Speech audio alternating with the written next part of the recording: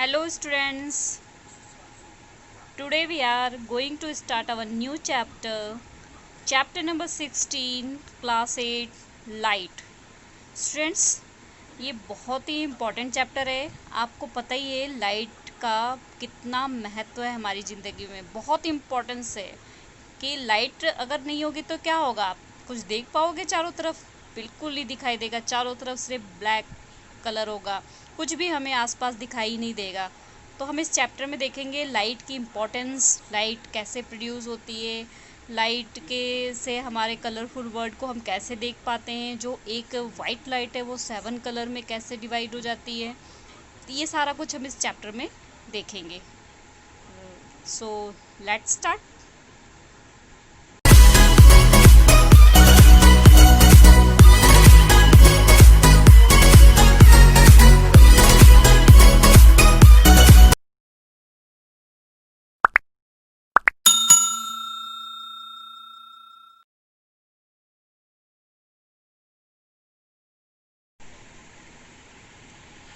The world is largely known through the sense. The sense of sight is one of the most important sense. Thought it we see mountain, river, trees, plants, chairs, peoples and so many other things around us. आप सोच सकते हैं दुनिया में ये sense से सोचिए कि ये साइड्स ऑफ सेंस कितनी इम्पोर्टेंस है कि चारों तरफ पहाड़, नदियाँ, तालाब, पेड़ पौधे, चेयर, पीपल, इतनी सारी चीज़ें जो हमारे चारों तरफ है। We also see clouds, rainbow and birds fly in the sky. हम इनको भी देख सकते हैं, ठीक है, किनको, रेनबो को, बर्ड्स को फ्लाई करते हुए, स्काई को। At night we see the moon and the star. और रात को हम क्या देखते हैं? मून और star. You are able to see the world and sentence printed on this page. आप पूरी दुनिया को देखने के योग्य होते हो।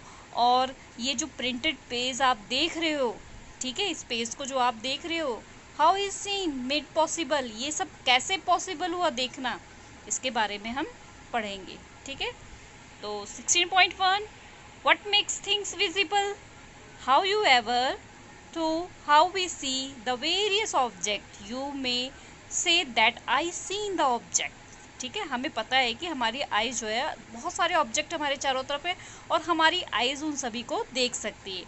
But can you see an object in dark, क्या लेकिन आप रात के समय में, अंधेरे के समय में आप देख सकते हो? It means that I alone can not see any object. It is only when light from an object enter our eyes that we see the object.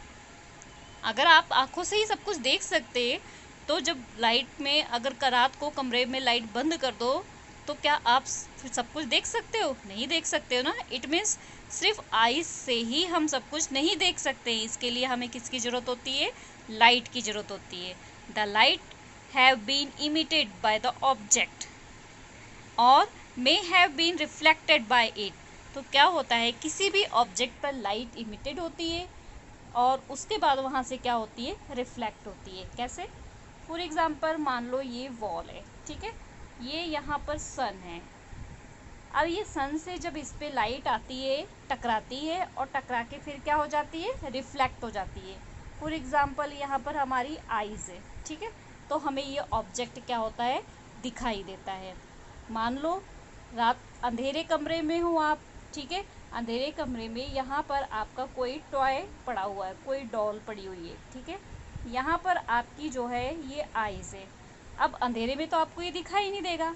अगर आप यहाँ से एक टॉर्च जला देंगे, ठीक है, एक टॉर्च जला दिया आपने, टॉर्च जलाने के बाद यहाँ से टॉर्च की लाइट इस पर क्या होगी? इमिटेड होगी, टकराएगी, ठीक है, और फिर टकराने के बाद वो फिर से आपकी आँखों पर रिफ्लेक्ट होगी, तब हम उस ऑब्जेक्ट को देख पाएंगे। तो आपको समझ आ गया होगा कि लाइट्स जो है वो किसी भी ऑब्जेक्ट पे किसी सोर्सेज से टकराएगी और फिर रिफ्लेक्ट होकर हमारी आँखों पर आएगी, तभी हम किसी भी ऑब्जेक्ट को देख सकते हैं। You learn in the class 7 that a polished or a shiny surface can act as a mirror। आपने 7th क्लास में पढ़ा हुआ है, एक शाइनी सरफेस होता है और पीछे से या एक साइड से पॉलिश होता है, उसे हम क्या कहते हैं? Mirror. A mirror change the direction of the light that fall on it. एक मिरर जो होता है वो लाइट की डायरेक्शन को चेंज कर देता है जो उसके ऊपर गिरती है। Can you tell in which direction the light fall on the surface will be reflected, let us find out. तो किस तरीके से हम देखेंगे कि लाइट उस पर गिरती है और वो किस तरीके से उसको रिफ्लेक्ट करती है। इसके लिए लॉ ऑफ रिफ्लेक्शन है। पहले हम इसको एक एक्सपेरिमेंट में देख लेते हैं। बहुत ही इंपॉर्टेंट लॉ है, ये एग्जाम में कई बार पूछा जाता है। ठीक है, तो ये आपको 10th तक आगे तक बहुत काम आता है ये लॉ, तो आपने इसको बहुत अच्छे से समझना है। स्टार्ट करते हैं हम इसको। पहले एक एक्टिविटी के थ्रू देखते हैं। यहाँ पर एक्टिविटी दी हुई है आपकी, आप देखो यहाँ पर एक मिरर लगा हुआ है। ठीक है, ये इसका स्टैंड है, इसके से इसको क्या किया है, स्टैंड किया हुआ है। अब यहाँ पर जो है एक चार्ट ले लिया है, एक कॉम्ब ले लिया, उसको ब्लैक चार्ट से पूरा कवर कर दिया। यहाँ से एक बीच में से होल कर दिया ताकि वहाँ से जो लाइट ऑफ सोर्सेस जा सके। ठीक है, तो अब क्या होगा, यहाँ पर कोई टॉर्च है, ये फॉर एग्जांपल मान लो टॉर्च है। अब इस टॉर्च से जब यहाँ से लाइट एंटर हो रही है तो ये क्या हो रही है, मिरर पर टकरा रही है। ठीक है, फिर मिरर क्योंकि पॉलिश्ड है इसलिए ये अपने पास जो भी लाइट आएगी उसको क्या कर देगी, रिफ्लेक्ट कर देगी। तो यहाँ से इस लाइट को क्या कर दिया, इसने रिफ्लेक्ट कर दिया। ठीक है, तो ये आपको समझ में आया किस तरीके से यहाँ से टॉर्च के थ्रू लाइट एंटर की, यहाँ पर क्या हुई, टकराई। ठीक है, और उसके बाद यहाँ से इसने क्या कर दिया, मिरर ने उसको रिफ्लेक्ट कर दिया। तो इसे कहते हैं लॉ ऑफ रिफ्लेक्शन। तो अब देखते हैं ये कैसे। सबसे पहले आपको ये ध्यान रखना है कि इंसिडेंट रे अब कौन सी होगी। फॉर एग्जांपल ये आपका मिरर था, ठीक है, तो जो रे तो टकरा रही है इसके ऊपर, ठीक है, जो टकरा रही है उसको हमने ऐसे एरो से शो किया, ये क्या होती है, इंसिडेंट रे। और जो यहाँ से टकरा के वापस आ रही है, इट मीन्स ये क्या हो गई, रिफ्लेक्टेड रे। ठीक है, तो ये आपको समझ आ गया कि अगर कोई ऑब्जेक्ट है फॉर एग्जांपल ये, और ये रे टकरा रही है तो ये इंसिडेंट रे, और टकरा के वापस आ रही है ये क्या हो गई, रिफ्लेक्टेड रे। तो after striking the mirror the ray of the light is reflected in another direction. The light रे विच strike any surface is called the incident ray. अभी आपको मैंने बताया इंसिडेंट रे क्या होता है। ठीक है, कोई भी सरफेस है, लाइट टकरा रही है, वो क्या हो गई उसकी incident ray. And the ray that come back from the surface after reflection is known as reflected ray। और टकराने के बाद जो रिफ्लेक्ट हो रही है उसे क्या बोलेंगे, रिफ्लेक्टेड रे। अब हम यहाँ पर एक एक्सपेरिमेंट देख लेते हैं। ठीक है, ये एक्सपेरिमेंट तो आपको मैं एक डायग्राम के थ्रू समझाती हूँ, आई होप आपको समझ में आ जाएगा। तो इसको यहाँ पर नहीं, हम एक प्लेन पेज पर करते हैं। तो यहाँ पे मैं आपको उस एक्सपेरिमेंट को समझाऊंगी। फॉर एग्जांपल आपने क्या कर लेना है, पहले यहाँ पर एक मिरर ले लिया है। ठीक है, मिरर को हमने एक स्केल से लाइन को इसको खींच लिया है। ठीक है, सीधी लाइन को ये खींच लिया। ठीक है, उसके बाद आपने क्या करना है, यहाँ पर मिरर को लगा के यहाँ पर एक आपने इंसिडेंट रे खींचनी है। इंसिडेंट रे आपको पता है ना कि ये जो रे टकरा रही है वो क्या है, incident ray.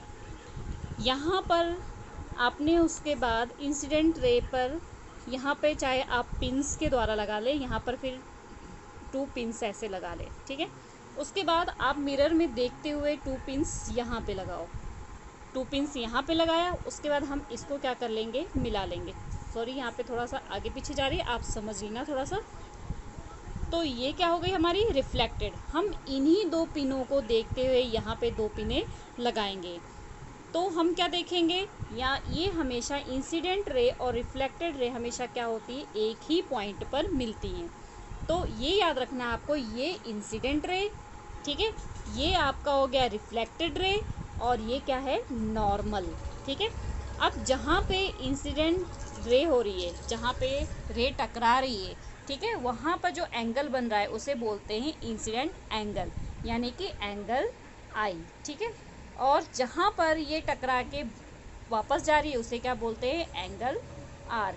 It means reflected angle. तो इसी तरीके से अगर हम बहुत बार इसी तरीके से एक्सपेरिमेंट करेंगे कि हमने फिर से लिया, फिर से हमने पिंस लगाई और रेज़ ली, फिर दूसरी साइड की रेज़ ली, फिर हमने नॉर्मल खींची और फिर हमने एंगल आई और एंगल आर को क्या किया, चेक किया। ये हमारा एंगल आई और ये हमारा क्या था, एंगल आर। तो जितनी मर्जी बार आप इसको करेंगे तो एंगल आई हमेशा जो होगा एंगल आर के इज इक्वल होगा। थोड़ा बहुत अप्रॉक्सीमेटली आगे पीछे हो सकता है, बट ये हमेशा क्या होगा, एक जैसा ही होगा। इट मीन्स चाहे आप जितनी बार भी आप करेंगे, ठीक है, जितनी बार आप इसको करेंगे एक्सपेरिमेंट को, एक तो ये है, एक आपको लॉ ऑफ इंसिडेंस ये याद रखना है कि इंसिडेंट रे, ये इंसिडेंट रे हो गई, ठीक है, रिफ्लेक्टेड रे, ठीक है, ये हमें ऑलवेज क्या होती हैं, सेम प्लेन पर, हमेशा सेम प्लेन पे होती हैं, ठीक है। और इंसिडेंट एंगल कौन सा हो गया, ये वाला angle, it means angle I. For example angle I आपका कितना आ गया, 30 डिग्री, ठीक है। और यहाँ पर क्या हो गया, एंगल आर, एंगल आर भी कितना आ जाएगा आपका, 30 डिग्री। आप जितनी मर्जी बार इसको करेंगे आपका लगभग ये दोनों जो है एंगल्स हमेशा बराबर आएगा। तो यहाँ पे आपने सिंपली ये ध्यान रखना है कि आपका इंसिडेंट एंगल कौन सा है और रिफ्लेक्टेड एंगल कौन सा है, ठीक है। तो आई होप आपको ये अच्छी तरीके से समझ में आ रहा हो। अब हम अपने चैप्टर की बुक पर चलते हैं। तो यहाँ पर आप ये देखो किस तरीके से डायग्राम है, जैसे मैंने बताया था ये हमारा प्लेन मिरर था, ठीक है, ये हमारा क्या हो गया, इंसिडेंट रे, और ये हमारी क्या हो गई, रिफ्लेक्टेड रे, और यहाँ पर क्या हो गया, एंगल आई, और ये क्या हो गया, एंगल आर, और ये क्या हो गया, नॉर्मल, ठीक है। आई होप आपको ये अच्छी तरीके से समझ में आ गया। तो हम इसका देख लेते हैं कि क्या होता है law. This line is known as the normal, हम ये तो मैंने बता दिया आपको, ठीक है। The reflection surface at that point, the angle between the normal and incident is called angle of incidence. आपको मैंने ये बता दिया कि जो नॉर्मल है ये इसको नॉर्मल हो गया, और ये इंसिडेंट जो रे है इनके बीच में जो एंगल बन रहा है वो क्या हो गया, इंसिडेंट एंगल, ठीक है। इसी तरीके से रिफ्लेक्टेड रे और नॉर्मल के बीच में जो एंगल बन रहा है वो क्या हो गया, angle R, it means reflected angle.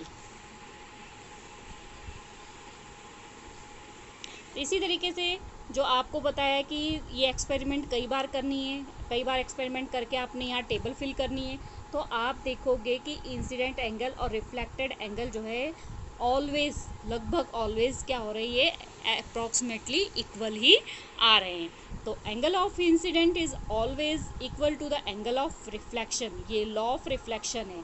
हमने लॉ ऑफ रिफ्लेक्शन का लॉ क्या हो गया, angle of incident is always equal to the angle of reflection. तो आई होप आपको ये बहुत अच्छे से समझ आ गया होगा। What would happen if I through the light on the mirror along the normal, अगर हम नॉर्मल से सीधे जो है मिरर पर लाइट को फॉल करेंगे तो क्या होगा, पूछ रहा है कि अगर ऐसा करेंगे तो क्या होगा, ठीक है। तो इसका एक्सपेरिमेंट है, ये हम नेक्स्ट वीडियो में देखते हैं, नेक्स्ट लेक्चर में देखते हैं। ओके स्टूडेंट्स, आई होप आपको समझ में आ गया हो। तो प्लीज़ चैनल को सब्सक्राइब कर देना और वीडियो को लाइक कर देना, और कमेंट में ज़रूर बताना कि आपको ये वीडियो कैसी लगी, आपको समझ आया कि नहीं आया। Okay students.